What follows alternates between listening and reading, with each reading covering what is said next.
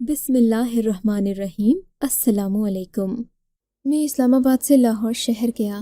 میرے پاس وکالت کی ڈگری تھی۔ میں وکالت کر کے ہی اپنا روزگار بنانا چاہتا تھا، لیکن میرے پاس لائسنس نہیں تھا۔ اسلام آباد میں میرے لیے لائسنس لینا مشکل تھا، سو میں لاہور چلا گیا۔ لاہور میں پریکٹس کرتے ہوئے مجھے ابھی ایک ہی ہفتہ ہوا تھا کہ وہاں ایک عجیب و غریب واقعہ ہو گیا، جس نے نہ صرف مجھے حیران کر دیا بلکہ زندگی بھر کے لیے مجھے ایک اہم سبق بھی سکھا دیا۔ میں ایسا سوچ بھی نہیں سکتا تھا جو میں نے اپنی آنکھوں سے دیکھا۔ میں آپ کو یہ کہانی سناؤں گا، لیکن شرط یہ ہے کہانی آپ نے شروع سے لے کر آخر تک سننی ہے۔ اس کہانی میں چھپے سبق زندگی بھر آپ کو کام آ سکتے ہیں۔ یہ قصہ تب شروع ہوا جب ایک دن ہمارے آفس میں ایک لڑکا لڑکی آئے۔ لڑکا لڑکی اس لیے کہتا ہوں، مجھے ان کی عمریں معلوم نہ تھیں۔ لڑکی نے اپنے اوپر سیاہ رنگ کا برقع ڈال رکھا تھا، جبکہ آدمی کی عمر کافی زیادہ تھی، لیکن ان سے کوئی بھی بات چیت نہیں کر رہا تھا۔ وہ مجھ سے کہنے لگے، وکیل صاحب ہماری شادی کروا دیں۔ میں نے کہا ٹھیک ہے، شادی تو میں کروا دوں گا، لیکن آپ مجھے اپنے بارے میں بتائیے، آپ لوگ کہاں سے آئے ہیں اور شادی کورٹ میں آ کر کیوں کرنا پڑ رہی ہے؟ لڑکا کہنے لگا کہ ہم یہ بات آپ کو نہیں بتا سکتے۔ ابھی وہ یہ بات کر ہی رہا تھا کہ ایک وکیل ادریس میرے آفس میں داخل ہوا۔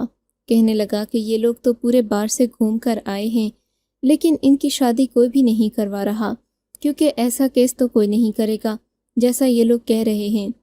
ادریس کی بات سن کر اس آدمی نے ٹیڑھی آنکھوں سے اسے دیکھا اور بولا، اگر تم میری شادی نہیں کروا سکتے تو کم از کم خاموش رہو۔ میں یہاں وکیل صاحب سے بات کرنے آیا ہوں۔ دنیا میں اچھے لوگ بھی موجود ہیں، ہو سکتا ہے یہ میرا ساتھ دے دیں۔ ہاں، اگر اس کے اندر ذرا سا بھی ضمیر ہوا تو یہ تمہارا ساتھ نہیں دے گا۔ تم لوگ ضرور کوئی مشکوک انسان ہو، ورنہ کم از کم وکیل سے تو لوگ کچھ نہیں چھپاتے۔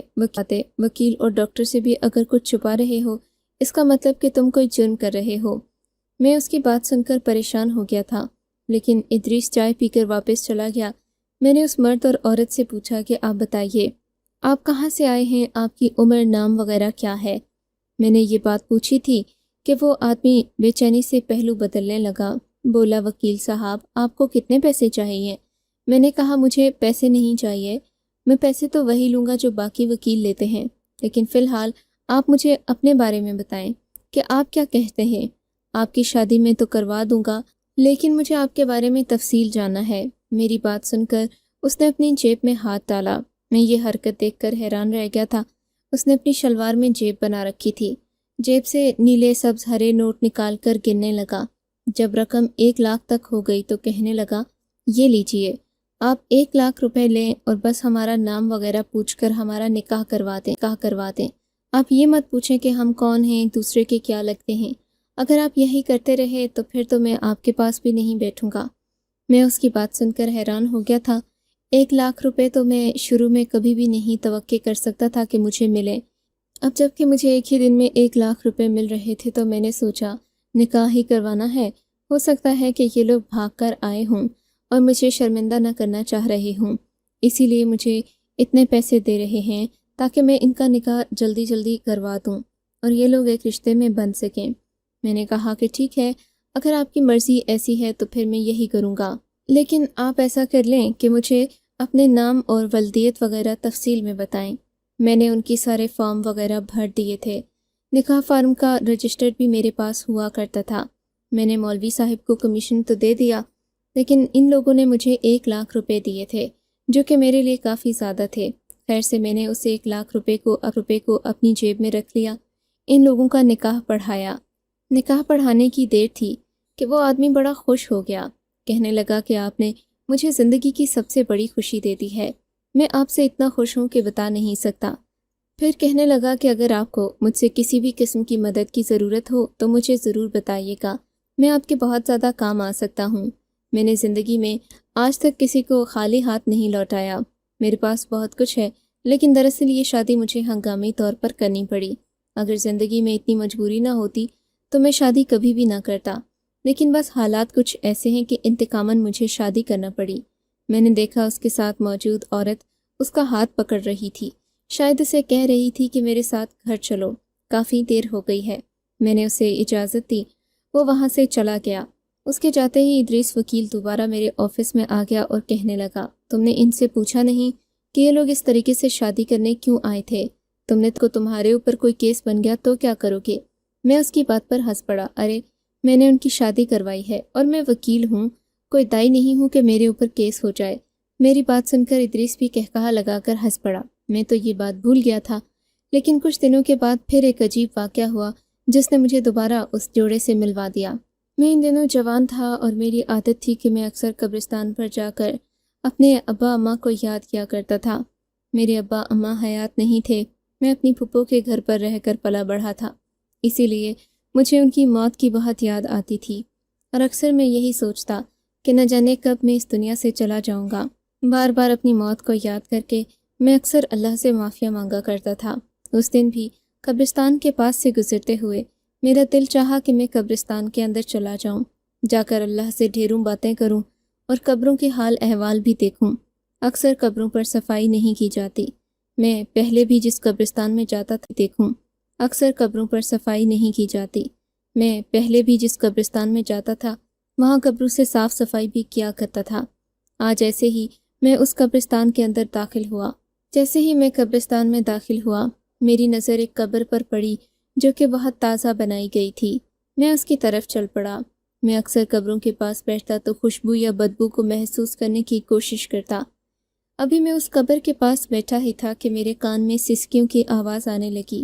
میں چونک گیا۔ قبرستان میں تو عموماً میں نے ایسا پہلے ہوتے نہیں دیکھا تھا، لیکن پھر جب سسکیوں کی آواز بڑھنے لگی تو میں نے پیچھے مڑ کر دیکھا۔ یہ دیکھ کر میری جان نکل گئی کہ وہاں پر ایک کالا سا کپڑا تھا اور کچھ نہیں۔ مجھے لگا کہ شاید کوئی جن بھوت ہوگا، کیونکہ قبرستانوں میں ایسے واقعات تو معمول کی بات ہے۔ میں وہاں سے اٹھ کر جانے لگا کہ تبھی اس کالے کپڑے میں حرکت ہوئی۔ میں نے غور سے دیکھا تو اس کپڑے میں ایک جیتا جاگتا انسان تھا، یا پھر جرائم پیشہ انسان ہوگا جو کہ اس وقت یہاں بیٹھا ہے اور رو رہا ہے۔ لیکن پھر میں نے سوچا کیا پتہ کوئی عورت ہو۔ میں اس کے پاس چلتا ہوا گیا۔ اس کا وجود سسکیوں سے مسلسل کانپ رہا تھا، اتنا کانپ رہا تھا کہ مجھے وہ ہلتی ہوئی محسوس ہوئی۔ میں آرام سے وہاں کھڑا ہو گیا۔ پھر میرے ذہن میں پچھلے گزرے واقعات کسی فلم کی مانند چلنے لگے۔ یہ برقع، یہ حلیہ اور ہاتھ پاؤں بالکل اسی عورت جیسے تھے جو کچھ دن پہلے میرے دفتر میں اپنا نکاح پڑھانے کے لیے آئی تھی۔ اس کی روتی ہوئی آواز سن کر میں بہت کچھ سمجھ چکا تھا کہ شاید جس سے اس کا نکاح ہوا ہے وہ مر گیا ہو، اور شادی کے کچھ ہی دن بعد یہ عورت بیوہ ہو گئی ہو۔ میں نے دیکھا وہ مسلسل رو رہی تھی۔ پھر مجھے وہاں موجود پا کر وہ پیچھے مڑی اور مجھ پر نظر پڑتے ہی کہنے لگی، تم یہاں کیوں کھڑے ہو؟ مجھے برباد کر کے چین نہیں آیا تمہیں؟ میں نے حیرت سے اس کی طرف دیکھا اور جی میں نے آپ کو کیسے برباد کر دیا؟ ارے تو نے میری شادی کروائی، تو نے میری بربادی کی کہانی لکھی۔ یہ کہہ کر وہ دوبارہ رونے پیٹنے لگی اور اپنے ہاتھ قبر پر مارنے لگی۔ کیا ہوا؟ کیا آپ کا شوہر مر گیا؟ اللہ نہ کرے، وہ تو مرا نہیں، لیکن وہ یہ کہہ کر پھر رونے لگی۔ بے دہانی میں اس کے چہرے کا نقاب ہٹا تو میں اسے دیکھتا ہی رہ گیا۔ وہ بے حد حسین عورت تھی۔ اس کی عمر شاید زیادہ ہو، لیکن چہرے پر اس قدر خوبصورتی تھی کہ میں نے آج سے پہلے نہ دیکھی ہو۔ میں نے کہا، آپ کو اس وقت یہاں نہیں ہونا چاہیے، میں تو آفس کے بعد نکلا تھا، مغرب کا وقت ہو گیا ہے، یہاں پر اچھے لوگ نہیں آتے، اور کہیں دوسری جگہ پر بیٹھیں، یہاں بیٹھنا مناسب نہیں۔ میری بات سن کر وہ بولی، آپ مجھے اپنے گھر لے چلے، میں آپ کی خدمت کروں گی، آپ کے گھر کے کام کروں گی، لیکن میں دوبارہ اس گھر میں نہیں جانا چاہتی۔ خدا کے لیے مجھے غلط مت سمجھیے گا، لیکن میں صرف اور صرف آپ کی خدمت کروں گی، میرا اور کوئی مقصد نہیں، مجھے صرف ایک پناہ گاہ چاہیے، میں آپ کے امی ابو بہن بھائی سبھی کی خدمت کروں گی۔ اس کی بات سن کر میں چپ ہو گیا۔ میں نے اسے بتایا کہ تم میرے گھر تو چل سکتی ہو، لیکن خدمت کرنے کا میں کچھ نہیں کہہ سکتا، مجھے صرف ایک رات کی پناہ چاہیے۔ اگر آپ کے پاس جگہ نہیں بھی ہے، میں صبح اپنے گھر چلی جاؤں گی، کہیں دوسری جگہ چلی جاؤں گی، لیکن آپ مجھے اپنے گھر میں جگہ دے دیجیے، میں آپ کی احسان مند رہوں گی۔ مجھے ڈر بھی لگ رہا تھا، ایک اکیلی عورت کو میں اپنے گھر میں کیسے پناہ دیتا، لیکن اب ظاہر ہے اس نے بات ہی ایسے کی تھی اور میں نے اسے خود اپنے ساتھ اپنے گھر چلنے کا کہا تھا، تو اب میں اسے منع بھی نہیں کر سکتا تھا۔ میں نے کہا، آپ میرے ساتھ آئیں، میں آپ کی ہر طرح کی مدد کروں گا۔ کہنے لگی کہ بس یہ بات کسی کو پتہ نہیں چلنی چاہیے۔ اس نے خود کو دوبارہ برقعے میں ڈھانپ لیا۔ میں نے قریب ہی چلتے ایک ٹیکسی کو روکا، ہم دونوں اس میں بیٹھ گئے۔ تھوڑی ہی دیر کے بعد میرا گھر آ گیا۔ میرے دل میں ہزاروں سوالات تھے کہ میں نے آخر اس عورت کی بربادی کیسے کی۔ اس نے تو خود شادی کرنے کو کہا تھا، اب یہ رو رہی ہے، قبر پر بیٹھی ماتم کر رہی ہے۔ اس میں میرا کیا قصور؟ اگر اس کا شوہر مر گیا تو میں نے تو نہیں مارا، اس میں میرا کوئی قصور تو نہیں ہے۔ میں یہ باتیں سوچ ہی رہا تھا کہ اس عورت نے مجھے حیران کر دیا۔ کہنے لگی کہ میرا شوہر شاید مجھے ڈھونڈتا ہوا آپ کے پاس آئے، لیکن خدا کا واسطہ ہے آپ اسے میرے بارے میں کچھ مت بتائیے گا۔ اگر آپ مجھے اپنے گھر میں نہیں بھی رکھنا چاہتے تو میں کہیں اور چلی جاؤں گی، پر میں دوبارہ اس گھر میں نہیں جاؤں گی۔ اللہ کا عذاب نازل ہوا ہے مجھ پر اور میرے اس شوہر پر۔ آپ نے ایسا کیا کیا کہ اللہ کا عذاب نازل ہو گیا؟ کیا آپ کی اس شادی سے کوئی بھی خوش نہیں تھا؟ میری بات سن کر وہ آنسو پونچھنے لگی، پھر کار والے کی طرف اشارہ کر کے بولی، نہیں، میں آپ کو ابھی نہیں بتا سکتی، آپ کے گھر چل کر ہو گیا تھا۔ واقعی گاڑی والے کے سامنے اتنی باتیں کرنا مناسب نہیں تھا۔ تھوڑی دیر کے بعد ہم لوگ اپنے گھر پہنچ گئے۔ میں نے اسے اپنے کمرے میں بیٹھنے کا کہا۔ میرے پاس ایک ہی کمرہ تھا۔ خود میں باہر چارپائی لے کر آ گیا۔ اندر ایک بیڈ تھا، باہر چارپائی رکھی تھی جس پر میں کبھی کبھی بیٹھ کر باہر سستایا کرتا تھا۔ وہ یہ دیکھ کر ڈر گئی، کہنے لگی، کیا آپ کے پاس دوسرا کمرہ نہیں ہے؟ میں نے کہا نہیں، یہ ایک ہی کمرہ ہے، کیونکہ میرے ماں باپ نہیں ہیں، میں اس گھر میں اکیلا رہتا ہوں، بیوی بھی نہیں ہے، بہن بھائی بھی نہیں، اس دنیا میں میرا کوئی بھی نہیں ہے، بس ایک میں ہی ہوں۔ اپنے رشتہ داروں کے ساتھ رہتا تھا، پھر یہاں آ گیا۔ میری بات سن کر وہ تھوڑی پریشان ہو گئی۔ میں پہلے ہی گنہگار عورت ہوں، آپ کا گھر بھی میری وجہ سے تباہ نہ ہو جائے، اس لیے میں صبح واپس چلی جاؤں گی، بس آج رات کو مجھے آپ یہاں رہنے دے دیں۔ پھر مجھ سے کہنے لگی کہ میں آپ کو کھانا پکا کر دوں گی۔ میں نے کہا، اگر آپ یہ سب کچھ کر سکتی ہیں تو میں آپ کو کسی گھر میں کام پر لگوا دوں گا، آپ کو اچھی نوکری مل جائے گی، آپ اچھا پیسہ بھی کما لیں گی اور خود اس طرح اپنا پیٹ پالنے کے قابل ہو جائیں گی۔ جی بالکل ایسا ہی ہے، آپ مجھے کہیں مفت ہی لگوا دیں، میں کسی مسجد کی صفائی کروں گی تاکہ میرے گناہ معاف ہو جائیں۔ وہ بار بار یہی باتیں کر رہی تھی۔ مجھے اس کی کہانی میں بہت زیادہ دلچسپی معلوم ہو رہی تھی۔ اس سے پہلے کہ میں اس سے مزید بات کرتا، میرے گھر کے دروازے پر دستک ہونے لگی۔ میں چونک گیا۔ میں نے دروازہ کھولا تو سامنے محلے کے 3-4 بزرگ کھڑے ہوئے تھے۔ میں انہیں دیکھ کر سمجھ گیا کہ یہ کیوں آئے ہیں۔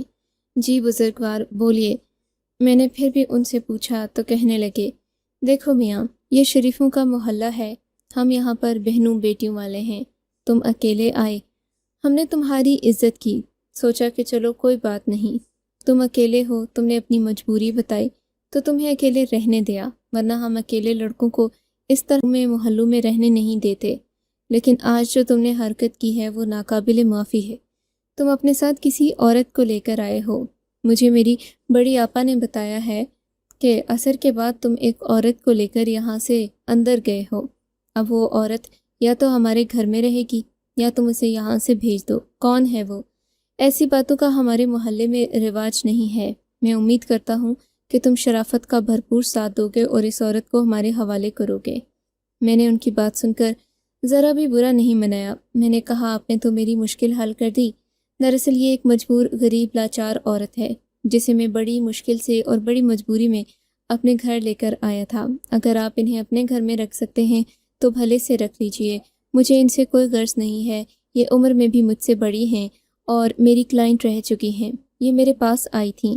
میں بہت شکر گزار ہوں آپ کا کہ آپ نے میری اس مجبوری کو سمجھا۔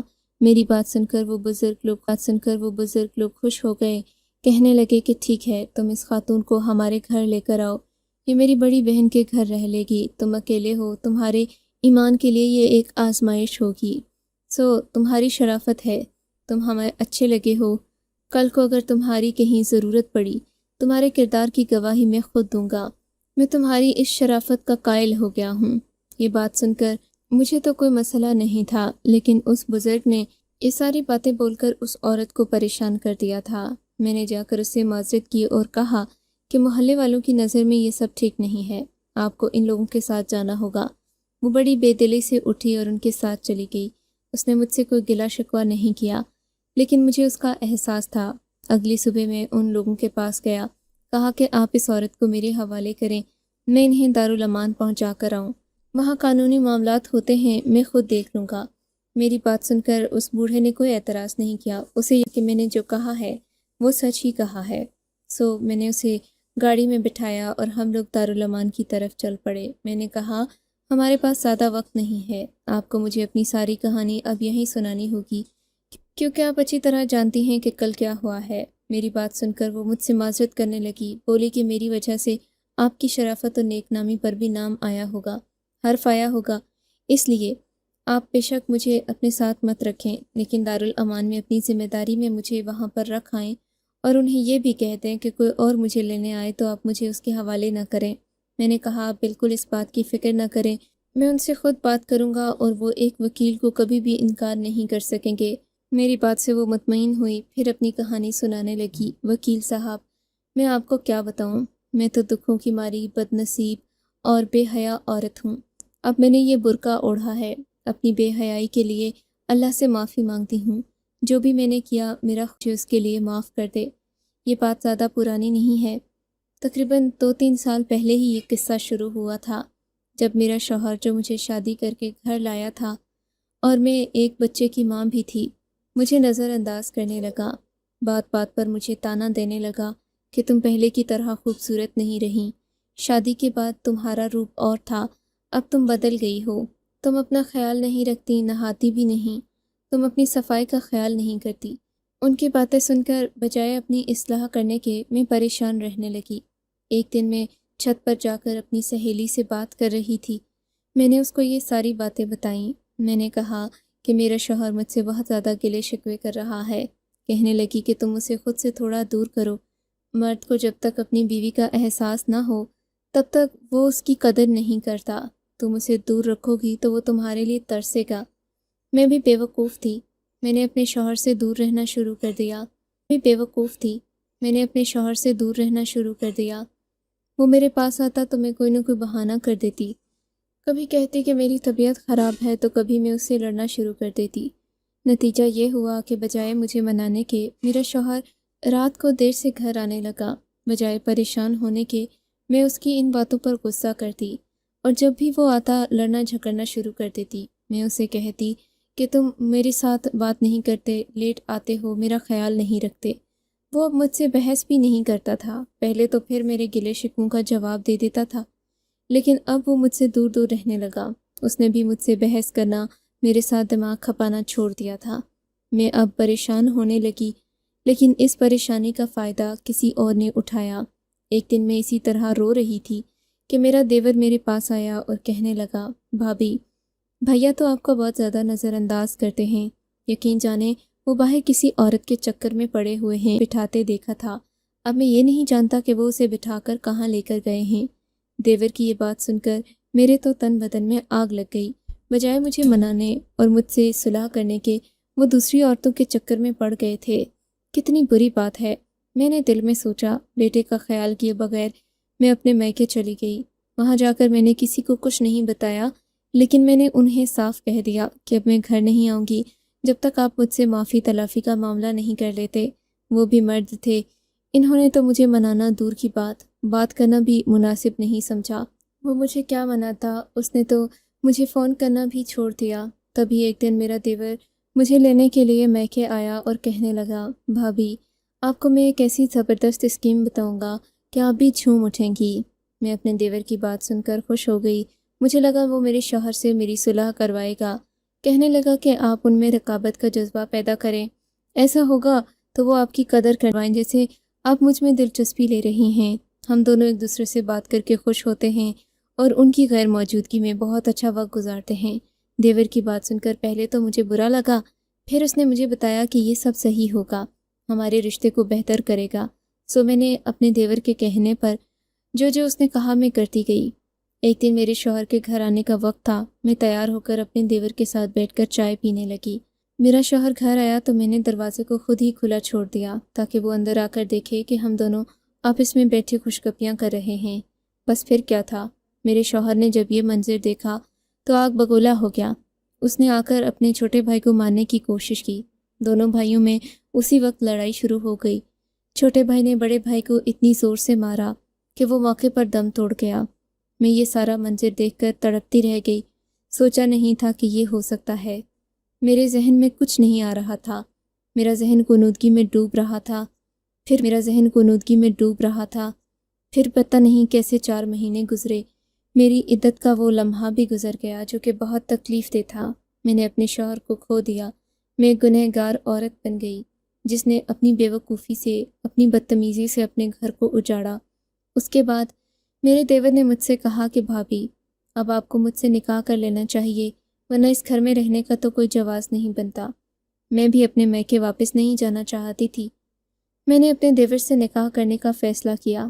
میرے دیور نے کہا کہ ہم یہ نکاح خفیہ رکھیں گے۔ اگر کسی نے ہمارے یہاں رہنے پر اعتراض کیا تو اسے دکھا دیں گے کہ ہم نے آپس میں نکاح کر لیا ہے۔ میں اس کی بات سن کر حیران ہو گئی تھی۔ وہ اپنے نکاح کو کبھی بھی لوگوں کے سامنے لانا نہیں چاہتا تھا، لیکن اس سے پہلے کہ میں اس کے ساتھ شادی کر کے خوش رہتی، جس دن میں نے اس کے ساتھ نکاح کیا، مجھے اس کی شکل میں ایک عجیب سی مخلوق نظر آنے لگی۔ مجھے لگا کہ جیسے میں کسی انسان کے کمرے سے باہر بھاگی، وہ بھی میرے پیچھے بھاگا۔ لیکن میں سمجھ گئی تھی کہ میرے رب کا عذاب ہے مجھ پر، جس نے میرا چین چھین لیا ہے۔ بس اسی بات سے دل برداشتہ ہو کر میں گھر سے باہر نکلی، اور پتہ نہیں کیسے مجھے آپ مل گئے۔ اب میں کسی صورت بھی دوبارہ اس کے پاس جانا نہیں چاہتی۔ میں اپنے شوہر کے قاتل کے ساتھ کب تک رہ سکتی ہوں؟ میں خود کو بہت گنہگار سمجھتی ہوں، عمر بھر توبہ میں گزارنا چاہتی ہوں۔ عورت کی بات سن کر میں خاموش ہو گیا۔ مجھے وہ آیت یاد آنے لگی جس کا مفہوم ہے کہ انسان خسارے میں ہے، بے وقوف اور نادان ہے۔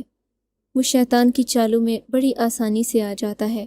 خدا ہم سب کو سیدھے راستے پر چلنے کی توفیق عطا فرمائے، آمین۔ آپ کو اگر یہ کہانی اچھی لگی ہے تو اس ویڈیو کو لائک کیجیے، اور اس طرح کی مزید کہانیاں سننے کے لیے ہمارے چینل کو ضرور سبسکرائب کیجیے۔ کہانی سننے کا شکریہ۔ آپ سے ملاقات ہوگی اگلی ویڈیو میں، تب تک کے لیے اللہ حافظ۔